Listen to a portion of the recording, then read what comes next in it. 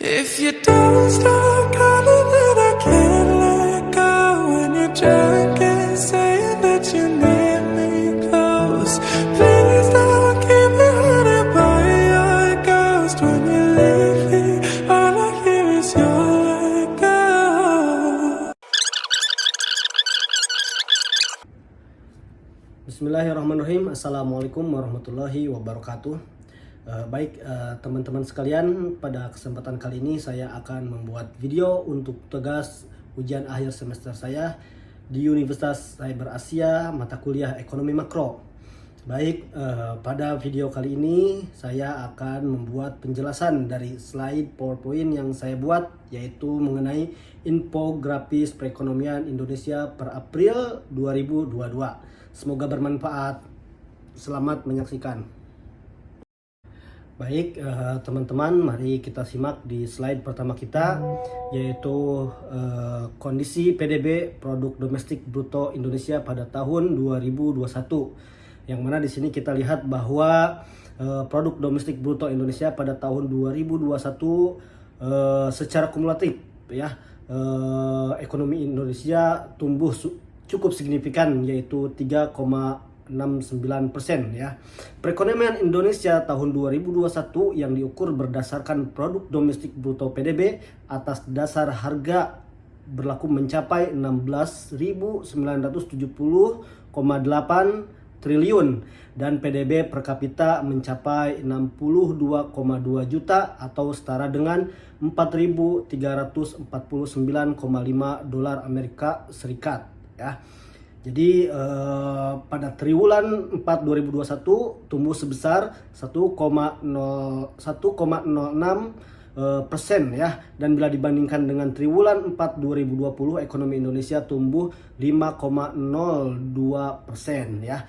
Jadi kita hitung secara kumulatif bahwa selama tahun 2021 ekonomi Indonesia tumbuh sebesar 3,69% ya, teman-teman. Oke, next. Baik, untuk yang selanjutnya di sini adalah nilai kurs rupiah pada bulan April 2021 ya.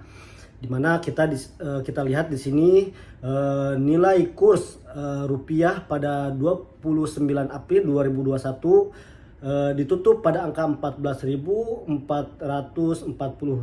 per dolar Amerika Serikat ya. Tidak ada banyak perubahan yang signifikan yang mempengaruhi pergerakan rupiah seiring dengan minimnya real data dalam negeri ya.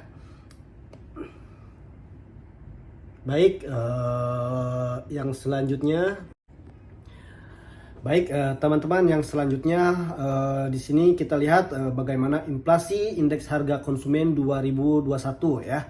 Di sini kita juga sudah melihat ada bagan ya, berdasarkan data Badan Pusat Statistik BPS, inflasi indeks harga konsumen pada tahun 2021 tetap rendah ya dan berada di bawah kisaran sasaran 3,1%.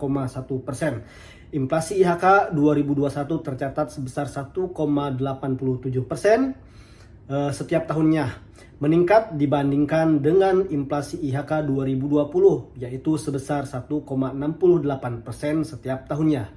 Inflasi yang rendah pada tahun 2021 tersebut ya dipengaruhi atau disebabkan oleh permintaan domestik yang belum kuat ya sebagai dampak pandemik dari COVID-19. Oke, yang selanjutnya di sini siapakah pihak-pihak yang terlibat dalam penentuan kebijakan ekonomi di Indonesia ya. Pihak-pihak yang terlibat dalam kebijakan moneter adalah Bank Indonesia selaku bank sentral ya, sesuai dengan pasal 1 ayat 10 Undang-Undang Nomor 23 Tahun 1999 tentang Bank Indonesia, yang kemudian diamandemen menjadi Undang-Undang Nomor 3 Tahun 2004 tentang Bank Indonesia, menyatakan bahwa kebijakan moneter merupakan kebijakan yang ditetapkan dan dihasilkan oleh Bank Indonesia untuk mencapai dan memelihara kestabilan rupiah yang dilakukan melalui pengendalian uang yang beredar. Baik, nah di sini adalah beberapa faktor pendukung ya yang mendorong pemulihan perekonomian nasional ya. Di antaranya adalah perekonomian global diperkirakan tumbuh lebih tinggi dari perakiraan sebelumnya dengan proses pemulihan global yang semakin tidak merata antar negara. Yang kedua, perbaikan ekonomi domestik terus berlangsung, terutama didukung oleh membaiknya kinerja ekspor dan belanja fiskal. Yang ketiga, neraca pembayaran Indonesia atau NPI diperkirakan tetap baik sehingga mendukung ketahanan sektor eksternal. Dan yang terakhir, dengan langkah-langkah stabilisasi Bank Indonesia, pergerakan nilai tukar rupiah relatif terjaga di tengah ketidakpastian global yang masih tinggi. Baik, yang selanjutnya. Baik, berikutnya di sini bagaimana kondisi perekonomian makro Indonesia pada tahun 2021 di tengah pandemi COVID-19. Pandemi COVID-19 memiliki dampak yang sangat signifikan terhadap perekonomian Indonesia, mulai dari perubahan rantai pasok dunia hingga penurunan investasi asing ke Indonesia. Penurunan tersebut dapat dilihat melalui perlambatan pertumbuhan ekonomi yang turun dari 5,02% di tahun 2019 menjadi 2,97% pada tahun 2020. Perlambatan pertumbuhan ekonomi tersebut juga diikuti dengan peningkatan jumlah pengangguran yang menuntut data Bank Dunia meningkat dari 5,28% pada tahun 2019 menjadi 7,07% ya pada tahun 2020. Selanjutnya, kondisi perekonomian dapat tercermin dari kondisi pasar modalnya. Secara makro, kondisi perekonomian sebuah negara berkorelasi terhadap kondisi pasar modalnya. Namun, pasar modal cenderung lebih reaktif terhadap potensi krisis ya. Dicukupkan sekian penjelasan dari PPT yang saya buat.